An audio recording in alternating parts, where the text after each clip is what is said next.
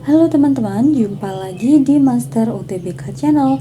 Kali ini kita lanjutkan lagi untuk membahas latihan soal untuk persiapan UTBK SNBT 2024. Nah, kali ini yang akan kita bahas masih seputar penalaran umum teman-teman. Video ini sudah video part 3. Bagi teman-teman yang belum menonton video penalaran umum part 1 dan part 2, teman-teman bisa klik link videonya di deskripsi video ini. Dan bagi teman-teman yang baru pertama kali mengunjungi channel kami, jangan lupa untuk subscribe channel kami Master UTBK dan juga follow IG kami di @master_utbk. Di IG ini kami update latihan soal setiap hari, jadi teman-teman bisa belajar baik via YouTube maupun via Instagram. Dan sekedar info, saat ini kami membuka pendaftaran untuk bimbel SNBT 2024 batch 2 yang akan dilaksanakan pada tanggal 5-14 Januari 2024. Nah, untuk batas pendaftarannya yaitu tanggal 4 Januari 2024. Bagi teman-teman yang berminat untuk join di bimbel SNBT 2024 ini, teman-teman bisa menghubungi admin WA kami di 083 861 705 343. Oke, sebelum kita lanjutkan, kita bahas dulu soal di video part 2 kemarin ya. Jadi di setiap video kami itu ada PR yang bisa kalian kerjakan di akhir video. Nah, untuk PR-nya bisa kalian tuliskan jawabannya di kolom komentar. Setiap jawaban akan kami koreksi di kolom komentar tersebut. Nah, untuk pembahasannya kita bahas di video selanjutnya. Seperti itu ya teman-teman. Nah, sekarang kita bahas dulu untuk PR di video part 2 yang kemarin. Dalam pemilihan bakat minat siswa, setiap siswa wajib memilih 3 ekstrakurikuler yang saling berkaitan. Siswa yang memilih voli harus memilih basket. Ekstrakurikuler komputer tidak boleh dipilih bersama dengan sepak bola, dan siswa yang memilih ekstrakurikuler tari hanya bisa memilih basket atau komputer. Ekstrakurikuler apa yang harus bersamaan dipilih? Apakah yang A, sepak bola dan basket, yang B, basket dan voli, yang C, tari dan basket, yang D, komputer dan voli, yang E, voli dan sepak bola. Kita bikin skemanya dulu ya teman-teman, sesuai yang diketahui di soal. Yang pertama, ketika siswa itu memilih voli, maka dia harus memilih basket. Kemudian, ekstrakurikuler komputer ini tidak boleh berdampingan dengan sepak bola. Dan siswa yang memilih ekstrakurikuler tari hanya bisa memilih basket atau komputer. Nah, di sini ekstrakurikuler apa yang harus bersamaan dipilih? Nah, otomatis jawabannya adalah voli dan basket. Karena kalau dia pilih voli, dia harus pilih basket. So, jawabannya adalah yang B, teman-teman. Selamat bagi teman-teman yang kemarin jawabannya sudah benar. Jangan lupa dukung channel kami dengan cara like, komen, dan share sebanyak-banyaknya video ini agar bermanfaat bagi teman-teman yang lain. Oke, kita lanjut lagi ya. Kita beralih ke model soal yang lainnya ya. Ini merupakan salah satu subtopik dari penalaran umum, yaitu berkaitan dengan analisis argumen. Meskipun inflasi yang tak terkendali dapat menyebabkan resesi, deflasi dapat memberikan dampak yang lebih buruk. Deflasi merupakan kondisi saat harga turun dari waktu ke waktu dan yang menyebabkan upah menyusut. Kemudian, menekan harga. Deflasi lebih berdampak kepada para pemilik usaha atau penyedia barang maupun jasa. Ketika individu dan unit bisnis kemudian berhenti mengeluarkan uang, hal ini kemudian akan berdampak pada rusaknya ekonomi. Manakah pernyataan yang tidak sesuai dengan paragraf tersebut? Apakah yang A, inflasi berdampak pada resesi ekonomi? Yang B, inflasi mengakibatkan adanya harga yang turun secara signifikan? Yang C, deflasi berdampak pada pemilik usaha secara umum? Yang D, deflasi akan mengakibatkan perputaran uang menjadi sedikit? Yang E, deflasi dan inflasi sama-sama merugikan sistem ekonomi. Kita eliminasi jawaban dulu ya. Yang A, inflasi berdampak pada resesi ekonomi. Ini benar ya. Di kalimat yang pertama dijelaskan bahwa meskipun inflasi yang tak terkendali dapat menyebabkan resesi, sedangkan deflasi dapat memberikan dampak yang lebih buruk. Ini artinya inflasi itu berdampak pada resesi ekonomi. Jadi pernyataan yang ini benar. Yang B, inflasi mengakibatkan adanya harga yang turun secara signifikan. Ini kurang tepat ya. Di sini inflasi, nah yang dia itu menyebabkan menekan harga, yang ini harga turun dari waktu ke waktu, itu adalah deflasi. Ini kurang tepat. Yang C, deflasi berdampak pada pemilik usaha secara umum. Ya, ini benar, baik penyedia barang maupun jasa. Kemudian yang D, deflasi akan mengakibatkan perputaran uang menjadi sedikit. Ini juga benar ya, karena di sini ketika individu dan unit bisnis kemudian berhenti mengeluarkan uang, jadi uang yang dikeluarkan semakin sedikit. Deflasi dan inflasi sama-sama merugikan sistem ekonomi. Ini juga benar. Cuman dampaknya yang paling buruk itu dampak dari deflasi. Nah, di sini kita cari yang tidak sesuai. So, yang tidak sesuai jawabannya adalah yang B. Ini kalau kita bahas ya, deflasi merupakan kondisi saat harga turun dari waktu ke waktu dan yang menyebabkan upah menyusut, kemudian menekan harga, sehingga bukan inflasi yang mengakibatkan adanya harga yang turun secara signifikan, tapi deflasi. So, jawabannya untuk soal yang pertama adalah yang B, inflasi. Kita lanjut lagi. Masih tentang analisis argumen, teman-teman di sini. Setiap dari kita pasti pernah merasakan stres. Pemicu stres ini cukup beragam, mulai dari tuntutan pekerjaan, masalah keluarga, hingga kondisi keuangan. Stres bisa menjadi pemicu masalah kesehatan. Maka dari itu, kita perlu menghindari stres agar hidup lebih sehat. Caranya yaitu dengan menenangkan diri secara perlahan jika mulai merasa stres.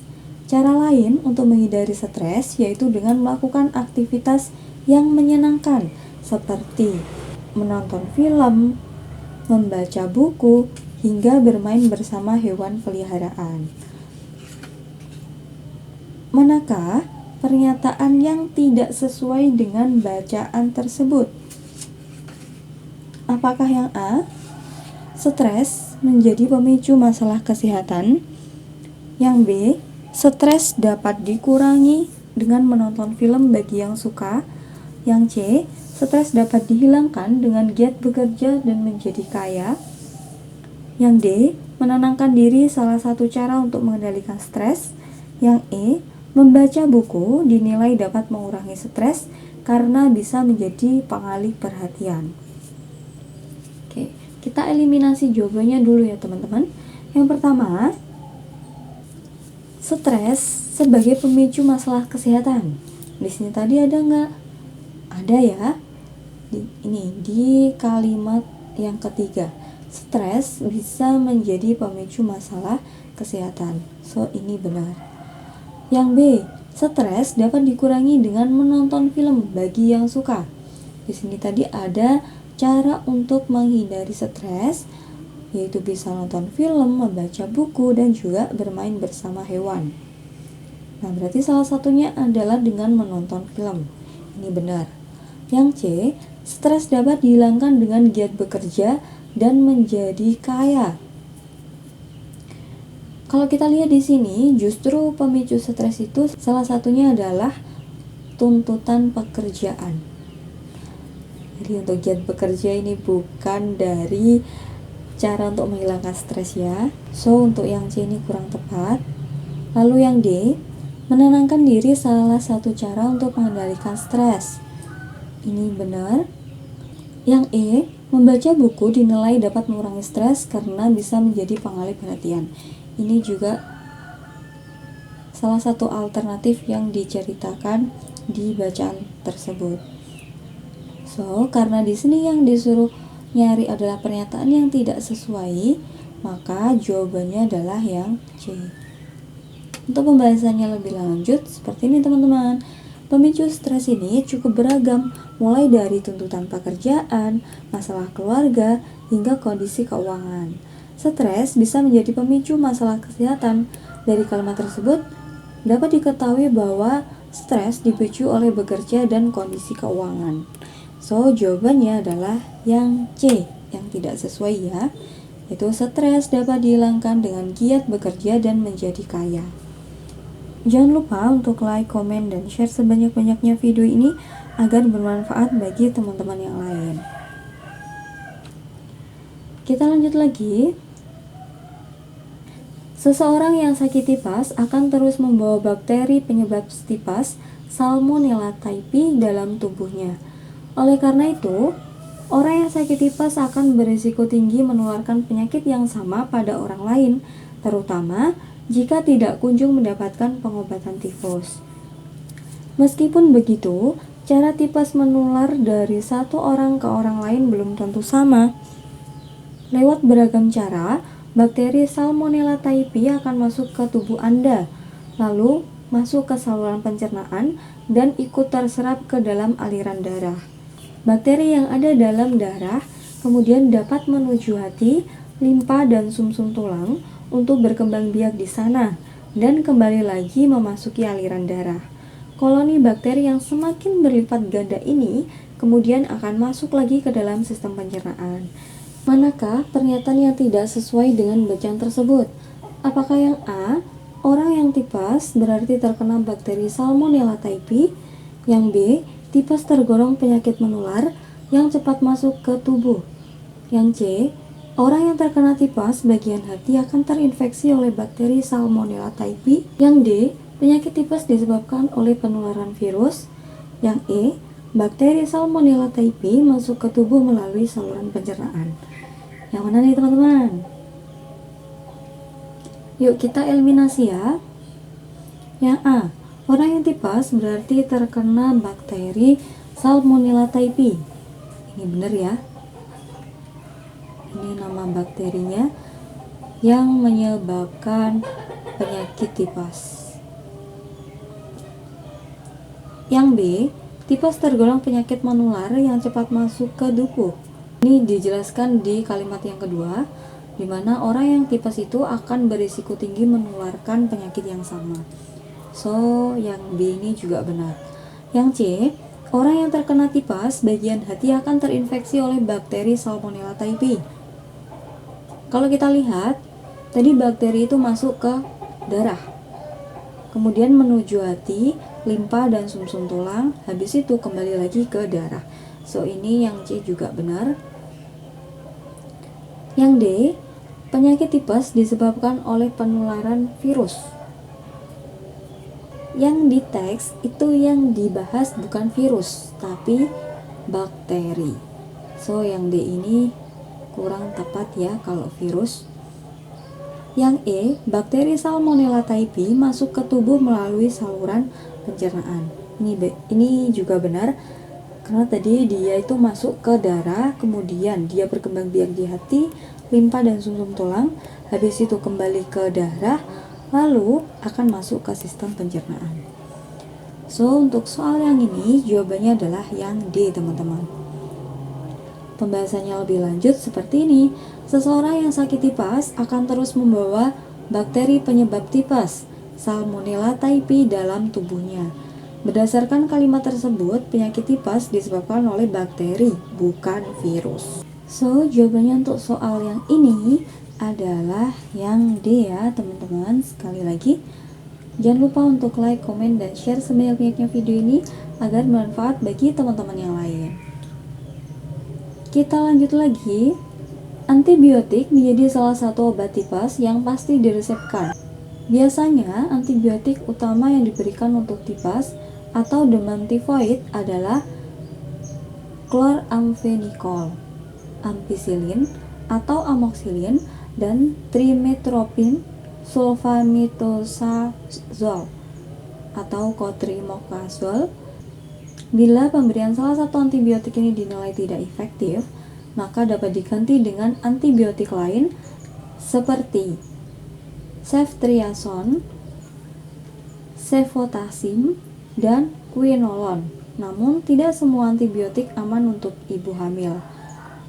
Ampicillin, amoxicillin, dan ceftriaxone adalah jenis antibiotik yang biasanya aman dikonsumsi untuk ibu hamil. Sementara chloramphenicol termasuk antibiotik yang masih menimbulkan pro dan kontra untuk ibu hamil di trimester ketiga yang sedang sakit tipes. Pasalnya, obat ini bisa menyebabkan kelahiran prematur, sindrom bayi abu-abu, dan kematian janin di dalam kandungan.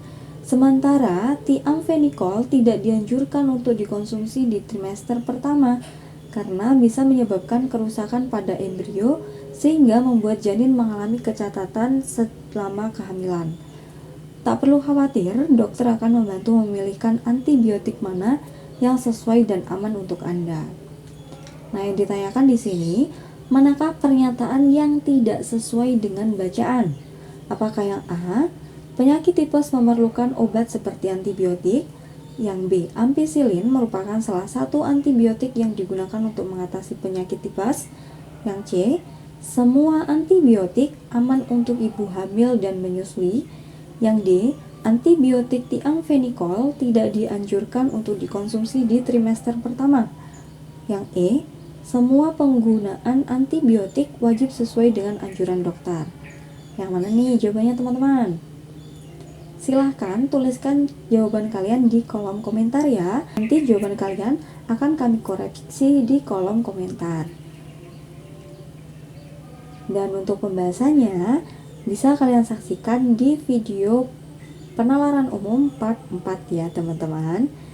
Oke, jangan lupa untuk follow IG kami @master_utbk, subscribe channel kami Master UTBK, dan follow akun TikTok kami Master_utbk. Bagi teman-teman yang ingin bergabung di bimbel online kami, teman-teman bisa menghubungi admin WA kami di 083 861 705 343. Sampai jumpa di video selanjutnya. Bye bye.